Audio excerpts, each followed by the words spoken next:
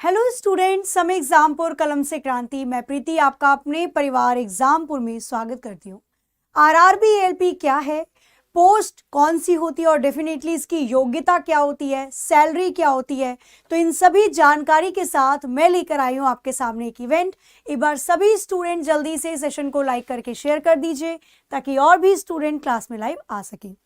तो आज का सेशन इंपॉर्टेंट उन सभी स्टूडेंट्स के लिए जो तैयारी कर रहे हैं आरआरबी एएलपी की, आरआरबी असिस्टेंट, लोको पायलट और टेक्नीशियन की। तो जैसा बहुत सारा इंतजार, कहते हैं बेसब्री से इंतजार है कि भाई कब इसकी वैकेंसी आएगी, कितनी नंबर ऑफ वैकेंसीज आएंगी और कैसे कैसे सारी चीजें होती चली जाएगी, है ना। तो आज के इवेंट में मैं आपको बताती हूँ पहले एएलपी 2022-23 की जो भर्ती है इसके बारे में, क्या प्रक्रिया होती है, कौन कौन से सब्जेक्ट पूछे जाते हैं, क्या क्वालिफिकेशन होनी चाहिए कि आप एएलपी के एग्जाम को दे सकते हैं नहीं दे सकते, टेक्नीशियन के एग्जाम को दे सकते हैं नहीं दे सकते, सैलरी कितनी होती है, प्रमोशन होने के चांसेस कितने होते हैं। तो इन सभी चीजों को देखना शुरू करते हैं। सबसे पहले अगर मैं बात करती हूँ क्वालिफिकेशन के बारे में, योग्यता के बारे में, तो योग्यता अगर आप एएलपी और टेक्नीशियन दोनों पोस्ट के लिए अप्लाई करना चाहते हैं तो या तो आपके पास 10th प्लस और आईटीआई होनी चाहिए। आईटीआई चाहे आपने सिविल में कर रखी हो, चाहे मैकेनिकल में कर रखी हो, चाहे फिटर में कर रखी हो, तो आपके पास 10th पास होनी चाहिए और आपके पास एक आईटीआई की डिग्री होनी चाहिए। या फिर 10th पास आपने कर रखी हो और एक डिप्लोमा हो तो भी आप एएलपी की वैकेंसी को फिल कर सकते हैं। या फिर आपने बीटेक और बीई कर रखी हो तो भी आप एएलपी की वैकेंसी को फिल कर सकते हैं। ठीक है जी, तो ये तीनों चीजें होनी अनिवार्य है अगर आप एएलपी असिस्टेंट लोको पायलट के फॉर्म को, पोस्ट को फिल करना चाहते हैं तो। और अगर मैं बात करती हूँ, आप सोच रहे हो कि मैम आईटीआई तो नहीं है, डिप्लोमा भी नहीं है, बीटेक बी भी नहीं है, तो आप एएलपी नहीं केवल टेक्नीशियन की पोस्ट पर फिल कर सकते हो, केवल टेक्नीशियन का एग्जाम दे सकते हो। और टेक्नीशियन के लिए योग्यता होनी चाहिए 10+2, आपने 12वीं पास कर रखी हो, पीसीएम से, फिजिक्स केमिस्ट्री मैथ्स से आपकी 12वीं पास हो। तो ये बात हो गई योग्यता के बारे में। अब हम बात करते हैं एज, आयु से संबंधित।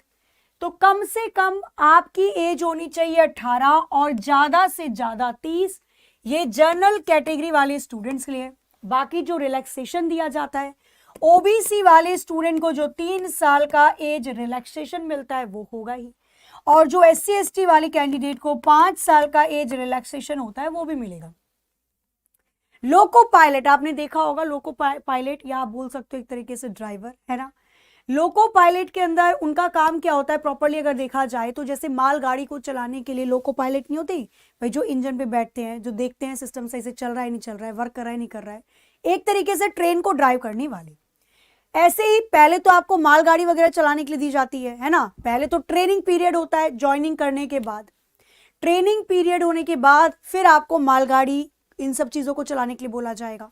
फिर जब आपका प्रमोशन होगा धीरे धीरे, जब जैसे जैसे कहते हैं ना आप एक्सपीरियंस लेते जाओगे, फिर आपको कोचेस चलाने के लिए दिए जाते हैं। जिस ट्रेन में आप बैठ के जाते हो घूमने, वो कोचेस चलाने के लिए दिए जाते हैं लोको पायलट को। इसके बाद हम बात कर लेते हैं इसके एग्जाम पैटर्न के बारे में कि भाई एग्जाम का पैटर्न क्या रहता है। तो एग्जाम इसमें अगर आप एएलपी के लिए मतलब फिल करना चाहते हो तो आपको 3 एग्जाम देने पड़ेंगे। 3 क्या 4 बोलूंगी मैं इसके अंदर। CBT 1 ये क्वालिफाई नेचर का होता है, ये उनको भी देना है जो टेक्नीशियन के लिए फिल कर रहे हैं और उनको भी देना होता है जो एएलपी के लिए फिल कर रहे हैं। CBT 2 फाइनल जो मेरिट बनती है वो आपकी CBT 2 के अंदर बनती है। CBT 2 में पार्ट ए होता है। पार्ट ए एएलपी वालों को भी देना है और टेक्नीशियन वालों को भी देना है। पार्ट जो पहला CBT 1 है क्वालिफाइंग नेचर, ये एएलपी वालों के लिए भी होता है और टेक्नीशियन वालों के लिए भी होता है। लेकिन आगे जैसे पार्ट बी हो गया, ये ट्रेड का पेपर होता है भाई, आपने आईटीआई कौन से ट्रेड से की थी, उसके 75 क्वेश्चन आते हैं। ये केवल एएलपी वाले स्टूडेंट्स को देना होता है। फिर आपका आता है साइको टेस्ट, ये भी केवल और केवल अगर मैं बात करती हूं तो एएलपी वाले स्टूडेंट्स को ही देना पड़ता है। मतलब मोटे तौर पर अगर देखा जाए तो टेक्नीशियन की अगर हम बात करते हैं टेक्नीशियन के लिए केवल CBT 1 और CBT 2 का पार्ट ए होता है। साइकोमेट्रिक और पार्ट बी ये ALP वाले स्टूडेंट्स के लिए होता है। तो ALP वालों को तो सभी देना है, लेकिन जो टेक्नीशियन के लिए अप्लाई करेंगे उनके लिए केवल ये 2 है। ठीक है, तो ये पूरा एग्जाम का पैटर्न होता है। अब हम बात करते हैं CBT 1 के बारे में कि CBT 1 में क्या क्या चीजें पूछी जाती है, जो पहला क्वालिफाइड टेस्ट होगा।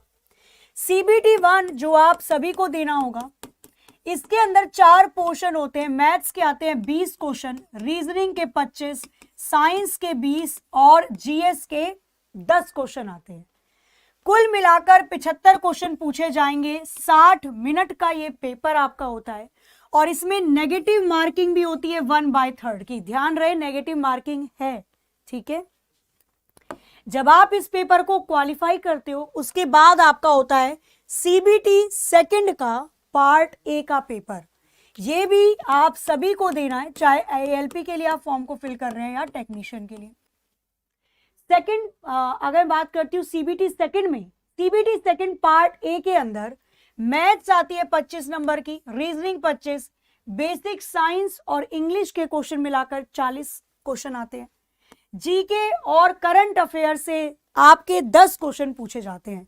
टोटल 100 क्वेश्चन पूछे जाएंगे। 90 मिनट आपको दिया जाएगा, 1.5 घंटा, और इसके अंदर भी नेगेटिव मार्किंग होगी 1/3 की।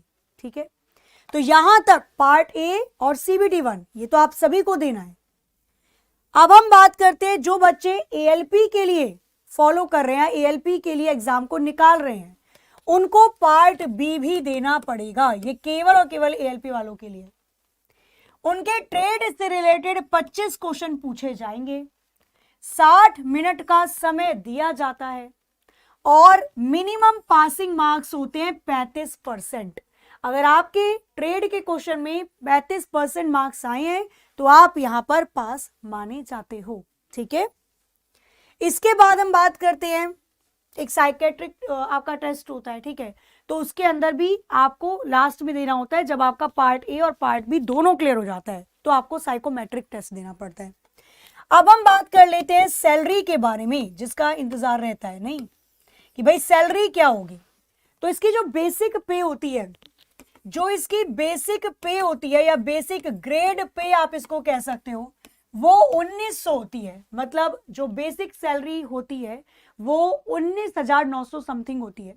इसके अंदर बहुत सारे अलाउंसेस लगाए जाते हैं, टीए हो गया, ठीक है, काफी अलाउंसेस लगने के बाद लगभग जो इसकी सैलरी आपको मिलती है वो 40 से 45 हजार के बीच में रहती है, सारे अलाउंसेस वगैरह लगाने के बाद। ठीक है, और इसके देखो जॉब में क्या होता है, जैसे आपको बोला जाएगा आपकी जॉब लग गई, जॉब लगने के बाद आपको ये कहा जाएगा कि भाई 12 बजे से आपकी ड्यूटी है, तो आपको जो रूम होता है, रनिंग रूम होता है, आपको रूम में जाना पड़ेगा। रूम में जाने के बाद आधे घंटे पहले आपको रिपोर्ट करना होता है, रिपोर्ट टाइमिंग होती है। टेस्ट होता है, ब्रीदिंग टेस्ट होता है कि भाई कोई अल्कोहल तो नहीं ले रखा है, या जो लोको पायलट है वो ठीक कंडीशन में तो है, ट्रेन चलाने की कंडीशन में तो है। उसके बाद 12 बजे से आपकी ड्यूटी स्टार्ट हो जाएगी। 8 घंटे या 6 घंटे की ड्यूटी करने के बाद आपको रेस्ट करने के लिए रनिंग रूम दिए जाते हैं, जो कि हर एक स्टेशन पर होते हैं अवेलेबल। जब आप ट्रेन को चला लिया, आपने अपना काम कर लिया, वर्किंग आवर्स के बाद आपको 16 घंटे का रेस्ट पीरियड दिया जाता है। 12 से 16 घंटे का रेस्ट पीरियड होता है। अगली जो ड्यूटी आपकी लगेगी वो 12 से 16 घंटे के बाद ही लगेगी। मतलब ऐसा नहीं है कि पूरी तरह से इंसान को रगड़े जा रहे हैं, नहीं, ठीक है, आपको प्रॉपर रेस्ट पीरियड देते हैं क्योंकि बहुत जिम्मेदारी भरा काम होता है, ठीक है, लोको पायलट का। तो जाहिर सी बात है 6 से 8 घंटे की ड्यूटी के बाद आपको रेस्टिंग टाइम मिलेगा, और उसके बाद अगली जो आपकी ड्यूटी लगेगी वो 12 से 16 घंटे के बाद ही लगती है। इसके बाद जैसे आप लग गए, ठीक है, आपने ALP में ज्वाइन करा, आप लग गए, उसके बाद 2 साल के अंदर, 1.5 से 2 साल के अंदर प्रमोशन होता है और सीनियर ALP बन जाते हैं। सीनियर ALP का जो ग्रेड पे होता है वो 2400 समथिंग होता है। ये केवल बेसिक ग्रेड पे बता रही हूँ, अलाउंसेस तो इसमें और लगेंगे, ठीक है, सारे अलाउंसेस आपको दिए जाते हैं। ट्रेवल अलाउंसेस होता है आने जाने का, आप 1 किलोमीटर का 3.80 के रुपए से आपको अलाउंस दिया जाता है। तो लगभग एक महीने में आपने अगर 5,000 या 6,000 किलोमीटर चला लिया तो उसके अलाउंसेस आप निकाल सकते हो, मल्टीप्लाई करके 15,000 16,000 एक्स्ट्रा उसके मिल जाते हैं। इसके बाद लगभग 3 से 4 साल के बाद प्रमोशन होकर आप एलपीजी कैटेगरी के अंदर आ जाते हो, लोको पायलट गुड्स के अंदर आ जाते हो। उसके बाद आपको कोचेस वगैरह चलाने के लिए दिए जाते हैं जिसमें लोग बैठते हैं, फिर वो आप ट्रेवल करते मतलब चलाते हो, ड्राइव करते हो। इसकी जो पे है वो 4200 है। मतलब ये मान के चलो लोको पायलट लगने के बाद आप 5 से 6 साल के बाद अच्छी खासी इनकम आपकी हो जाएगी, ठीक है। स्टार्टिंग में भी अच्छी खासी ही है। तो ये पूरी डिटेल है। अगर मैं बात करती हूँ आरआरबी लोको पायलट के बारे में, अब आ जाती है कि मैम इसकी वैकेंसी कब निकलेगी, इसका बहुत इंतजार है। तो बिल्कुल भाई आप सबको भी है। एएलपी टेक्नीशियन, अगर मैं दोनों पोस्ट की बात करती हूं तो जो आरआरबी की वैकेंसी की अनुमान लगाया जा रहा है, जो इसका अनुमान कहते हैं ना एक तरीके से सोचा जा रहा है, फोरकास्टिंग की जा रही है, इसका अनुमान लगाया जा रहा है कि दिसंबर के मिड तक, मिड छोड़ो हम एंड ही ले लेते हैं, दिसंबर के एंड तक इसकी घोषणा कर दी जाएगी रेलवे के द्वारा। क्योंकि अभी आपने देखा होगा लगातार बहुत सारी वैकेंसीज निकल रही हैं। वैकेंसी निकले के कारण ये भी है कि मिशन मोड लाया गया था, आप सभी को याद होगा 10 लाख वैकेंसी की मांग या 10 लाख वैकेंसी की बात की गई थी। अब इन वैकेंसियों की भर्तियां भी तो हो जाएं चुनाव से पहले, तो जाहिर सी बात है इसको जल्दी ही निकाला जाएगा। तो ये आपको दिसंबर के आसपास इसके फॉर्म दिख जाएंगे, जैसे ही नोटिफिकेशन आएगा आप सभी को बता दिया जाएगा। तो आपका सपना है एएलपी में या टेक्नीशियन में लगने का, क्या इसका पूरा प्रोसेस होता है, क्या इसकी योग्यता होती है, आयु कितनी होनी चाहिए, क्वालिफिकेशन कितनी होनी चाहिए, ये सारी चीजें मैंने आपको आज के सेशन में बता दी। फिर भी इससे रिलेटेड कोई भी जानकारी आपको और चाहिए तो नीचे एक बार ऑफलाइन कमेंट करके जरूर बता दीजिएगा, उसके ऊपर भी एक अलग से सेशन लेकर आया जाएगा, ठीक है। तो अभी क्लासेस इसकी चली रही हैं आपकी, एएलपी के लिए टेक्नीशियन के लिए क्लासेस स्टार्ट हो जाती हैं। सुबह 8 बजे से अभिनंदन सर की क्लास होती है मैथ्स की, 9 बजे मेरी रीजनिंग की क्लास होती है, फिर 10 बजे जीके जीएस की क्लास होती है, 11 बजे साइंस की, मतलब प्रॉपर क्लासेस आप लोगों की चल रही हैं, आप क्लास में ज्वाइन हो सकते हैं। अभी मैं स्टार्ट करूंगी 9 बजे रीजनिंग की क्लास, जरूर आइएगा। उसके अंदर मैं 150 वाला कुछ सिलॉग वाला मेथड बताऊंगी और साथ ही में उसके अंदर काफी चीजें हम लोग करने वाले हैं मिक्स क्वेश्चन के अंदर।